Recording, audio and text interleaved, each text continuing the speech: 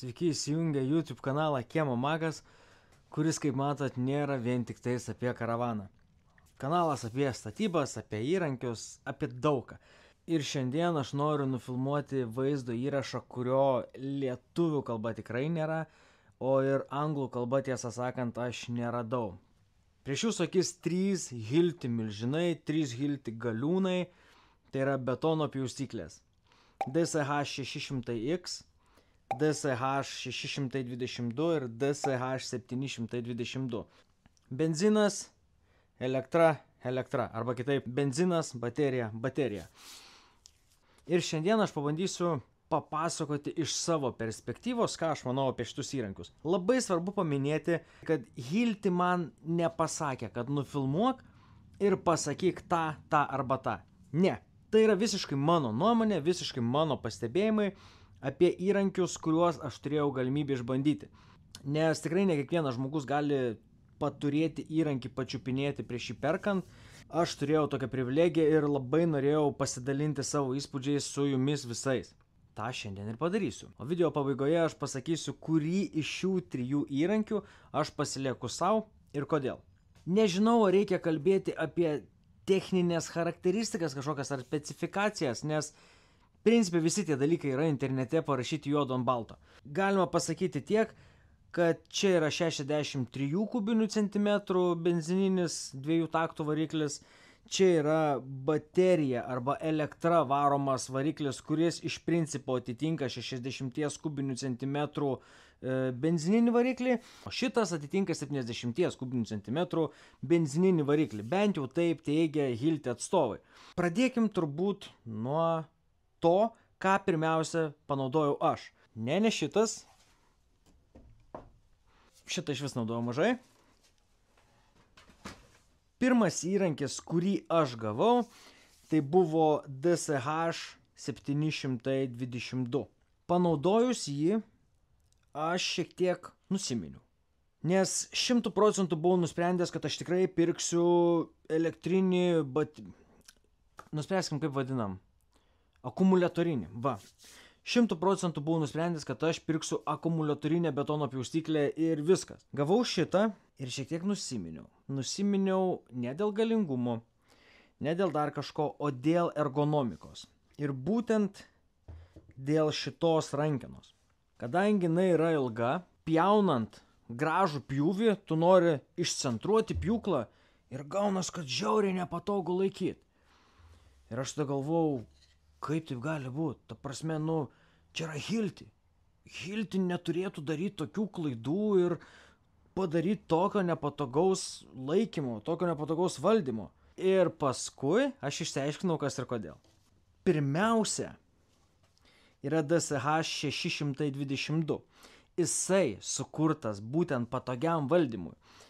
Jo rankena yra trumpesnė, jis žiauriai fainai išsibalansuoja ir yra tikrai labai patogus įrankis. Kuom jie skiriasi, tai principe tik savo ergonomiką. Po to, kai buvo sukurtas šitas įrankis, jisai sukurtas atlikti įvairiem darbam. O šitas yra skirtas būtent darbam ant žemės. Prie šito pjūklo montuojasi ratukai patogiam pjovimui, tiesiog, kad nereikėtų laikyti pjūklo rankose, važiuoji su ratukais. Tai jau yra labai geras dalykas. Ir taip pat prie šito pjūklo dar montuojasi vežimėlis. Tai principe ne tik kad su ratukais, bet tau net nebereikia lenktis. Tu susimontuoji jį į tą vežimėlį, vežimėlyje atskirai tvirtinasi vandens rezervuaras Hilčio ir jisai paduoda vandenį, tau nereikia kažkur tampyti ilgų šlangų, viskas ant vieno to vežimuko. Tai iš principo šitas įrankis tikriausiai mano tokių manimų, nežinau ar toks yra užmanimas ir Hilčio atstovų, bet jisai turbūt labai tinka arba bent jau yra turbūt orientuotas į kelio darbus arba betono pjaustymo darbus, kas visą laiką vyksta susilenkus ant žemės ir jisai tiesiog yra upgrade'inta 600 versija. Toliau, kas man dar šiek tiek nepatiko šitam modelį, lyginant su šitu modeliu, tai yra, paversim taip, tepalo nėra, nesubėgs į karbą. Tai būtent šitas saugumo mygtukas. Čia tu jį paspaudai, tarkim, ant įjungimo ir viskas. Tu atpjovai kažką, padėjai, nuėjai, padarėjai, vėl atėjai pjaut, imi, kuri ir pjauni. Tuo tarpu su šitu tu paspaudai, užsidegė žalią, atpjoviai, padėjai, nuėjai, ten, tarkim, tas trinkelės įsidėjai vietą, atėjai pjaut, vėl tu turi paspausti žalią. Čia yra laikas. Tas veikimo, čia įjungi ir viskas. Tai aišku, tik reikėtų nepamiršti jį paskui išjungti, kad netyčia nešant nepasispaustų ir neįsijungtų. Dar mano asmeninis pastebėjimas, kad šitas būtų patogiau pjauti, pavyzdžiui, sienoje, jeigu nišą reikia, šita rankena tokiu atveju jau jinai duoda patogumą, jau tu kontroliuoji geriau, kai tuo tarpu šita visai nepatinka. Tai vat būtent, kas liečia šitų dviejų skirtumus, tai aš manau yra visiškai aišku, ar ne? Dabar šitą padėkim į šoniuką. Prieš visiškai padedant į šoną, pabandykim pasverti. Lygiai 9 kg. Padėkim trumpam svarstyklės į šoną. Ir susigrąžinkim DSH 600X. Čia yra naujausias Hilčio benzininis betono pjaustiklis. Naujausia Hilti benzininė pjaustiklė. Turbūt didžiausias yra jos atnaujinimas, kad čia nebėra patsoso. Principe čia yra automatinis patsosas. Čia užminat su koja. Šitas šiaip labai fainai padarytas. Iš karto pagalvota, kad čia užminat su koja. Vieną ranką įremi, trukteli, viskas dirba. Pagazuoji, gal parodysiu taip. Įjungi, trukteli, pagazuoji, dirba. Nori užgesint? Užgesta. Kaip ir akumuliatorinės, taip ir šita priima daugiausia 30 cm diametro diską, pjauna 12-12,5 cm visos. Kas dar šitoj pjaustyklė yra? Elektrinėse šito tikrai nėra. Benzininiai prieš šitą modelį nežinau, negaliu pasakyti, reikėtų pasidomėti, bet čia montuojasi vandens pompa. Tai reiškia, kad jeigu jūs neturit tiesioginio padavimo ar ne su slėgiu, turit kibirą, bačką su vandeniu. Nu, šlangą tiesiog prijungus, vanduo nebėga, ne iš pjaustyklės. Tai čia montuojasi pompelė, kuri užkūrus pjūklą, sukantis diržui, iš karto jum paduoda ir vandenį. Tai viskas, ko jums reikia, tai susimontuoja šitą pompelę ir viskas. Jums nebereikia jokių siurblių, jums nebereikia pirktų papildomų pompų, daugumojos yra pumpuojamos ranka. Hilti turi akumuliatorinę, lygiai taip pat paspaudė mygtuką, jinai paduoda. Bet šito jums pirkti nereikia, jeigu susimontuojat pompelę. Tai irgi pakankamai geras dalykas. Taip pat, principe, visą įrengimą aptarnaujat su vienu raktu. Tai visi varžtai atsisuka su žvaigždute, diskas su šitu raktu, žvakė su šitu raktu, visi filtrai, viskas keičiasi su vienu raktu. Tai principe aptarnavimą pasidarot su vienu įrankiu. Žiūrėjau, pats Hiltis darė testą, tai šita pjaustyklė triukšmo lygis 111 decibelų, DSH 600, 95 beros decibelai. Ir dirbant tas jaučiasi. Tikrai jaučiasi, kad šita yra triukšmingesnė. Kas man dar patiko, tai yra visiška smulkmena, kuri yra labai patogi pildant kurą. Tu matai, kiek kuro yra pripilta. Apsukos yra 5080 sūkių per minutę, maksimalus diskas 30 cm, kaip ir sakiau. Principe, apžvalgos šitos ar palyginimo tikslas nėra pasakyti techninės charakteristikas. Tikslas yra pasakyti savo patirtis lyginant šitų pjūklų tarpusavyje. Gavau komentarų, kad būtų įdomu palyginti su Štilium, su dar kom nors. Taip, būtų, bet neturiu. Pasverkim benzapjūklį. 10 kg 300 gramų. Taip, turėkim omeny, kad DSH 700 buvo be baterijų. Na ir dabar paimkim jau tą pagrindinį konkurentą benzinui, tai yra DSH 600. Reikia turėti omeny, kad jisai yra su disku, tai jau svers tikrai daugiau. Ir tą aš akivaizdžiai jaučiu, kad su disku sveria tikrai daugiau. 9 kg 700 gramų. Kalbant apie svorį, faktas, kad negalim pamiršti baterijų. Pirmiausia, pasverkim. Nerodo. Padarykim kitaip. Kadangi svarstyklės yra žmonių, ne maisto, tai jos nerodo svorio tokio mažo.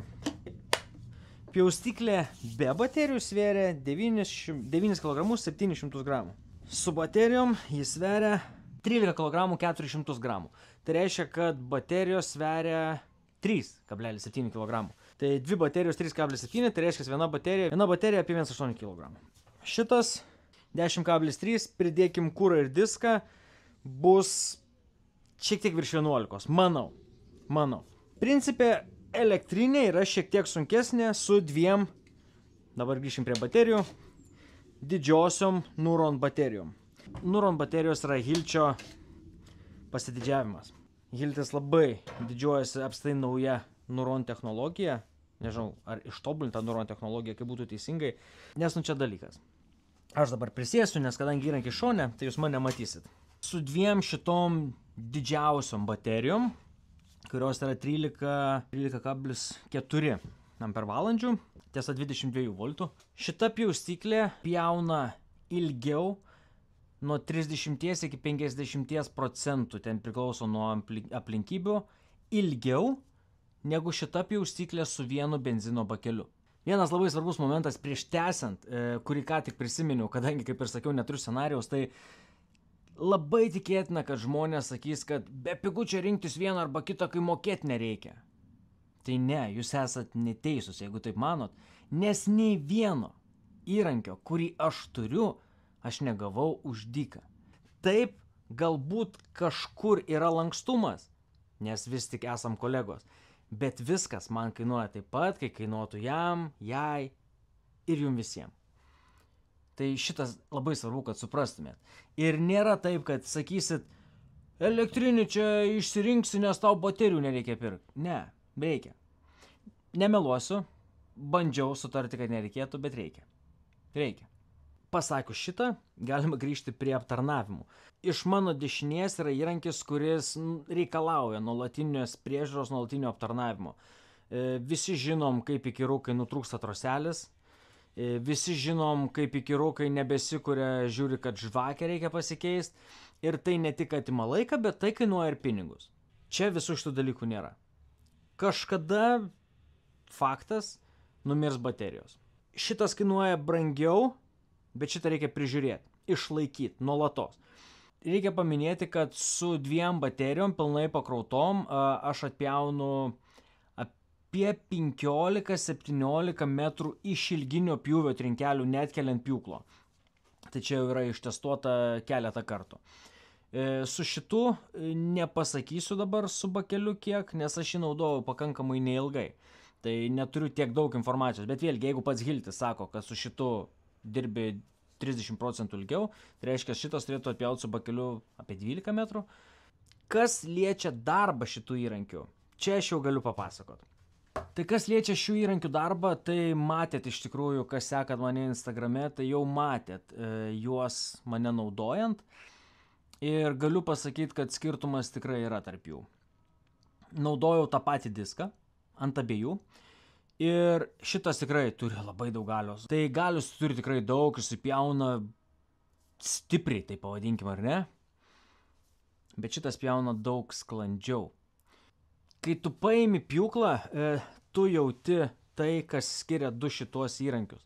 Tai yra vidaus degimo variklis ir elektra. Šitas turi nuolatinį pulsavimą. Variklis dirba ir visas tas darbas, tas netolygumas persiduoda į korpusą, į diską ir į visur kitur. Na, taip, teoriškai diskas sukasi constantly, nenutrūkstamai, bet tu jauti tą pjūklo darbe. Nu ir čia su visais, benzininis taip. Tu tiesiog jauti. Ir netgi, kadangi jis galingas, jis netgi ir iš šonų šiek tiek daugiau juda. Šitas paspaudi ir jis kaip bitutė. Tikrai labai tinkamas žodis, kaip bitutė.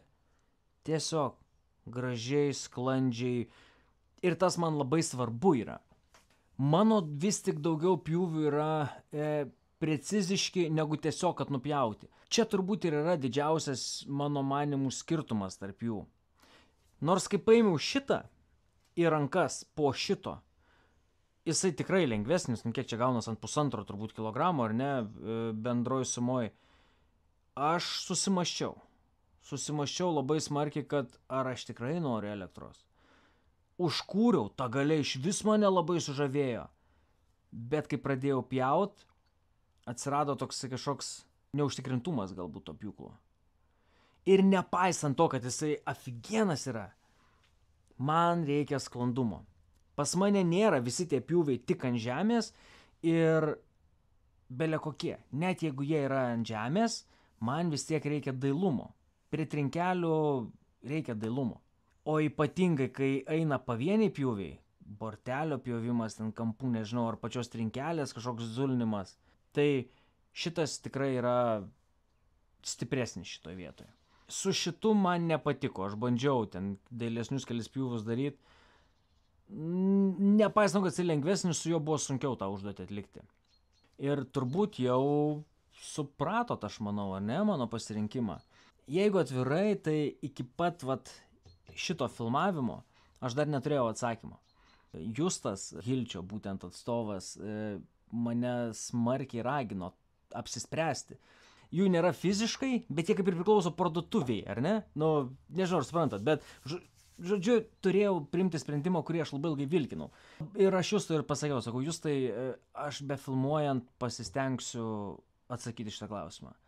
Ir dabar aš jį atsakiau. Nepaisant to, kad man vis dar labai patinka šitas, aš lieku prie neurono, prie ateities, prie technologijų.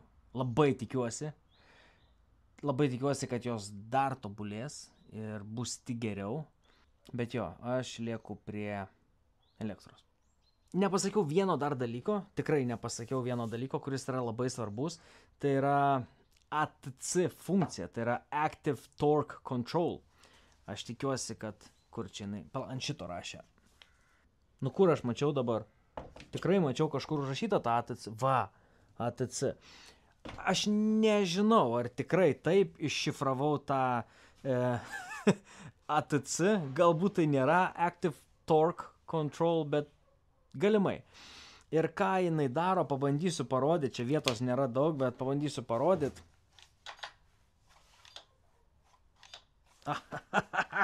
Neparodysiu, nes viena baterija yra išsikrovusi. Žodžiu, nepasiruošiau. Ką daro Active Torque Control? Tai tarkime, jūs pjaunat, uždėsiu stabdį, mažaką. Jūs kažką pjaunat ir užkerta. Ir Active Torque Control pajaučia tą staigų užkirtimą ir sustabdo diską. Lygiai taip pat, jeigu užkerta į tą pusę, diskas yra sustabdomas. Manau, kada nors tą pademonstruosiu, nufilmuosiu Reelsą. Padėkim visus gražuolius. Šiai dienai aš renkuosi DSH 622 betono pjaustyklę, nes mano darbui jinai tinkamiausia. Jeigu dirbčiau betono ar asfalto darbų, rinkčiausi šitą. Vien dėl galimų komplektuoti priedų.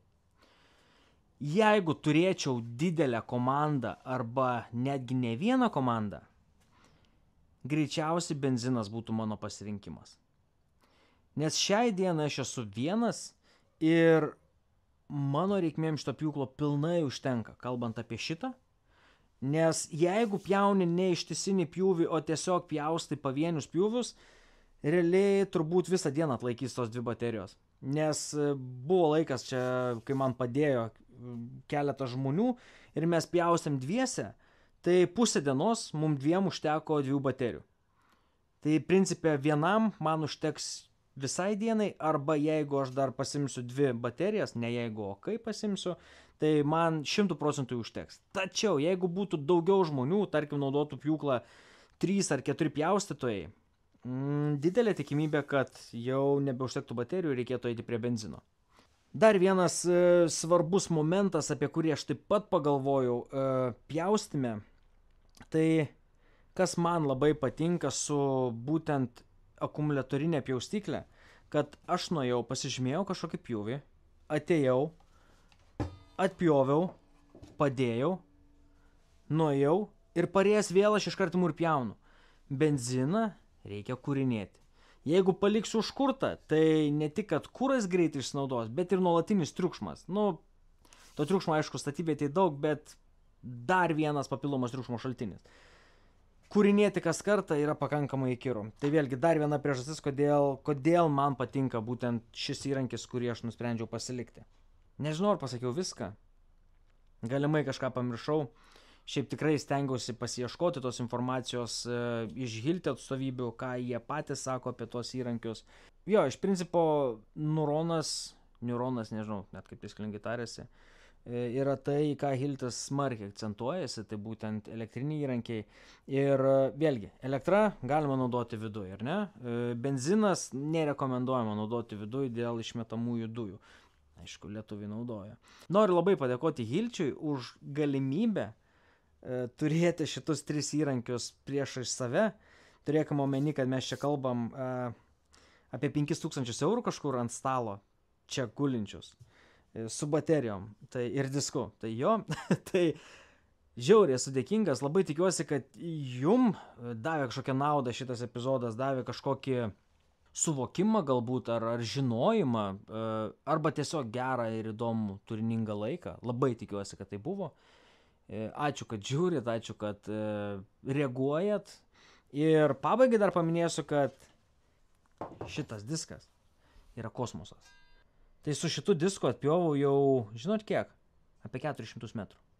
Nes šitas diskas ėjo per visas šitas 3 pjaustyklės. Plium. Su visom buvo naudotas ir 2 objektai su juo padaryti.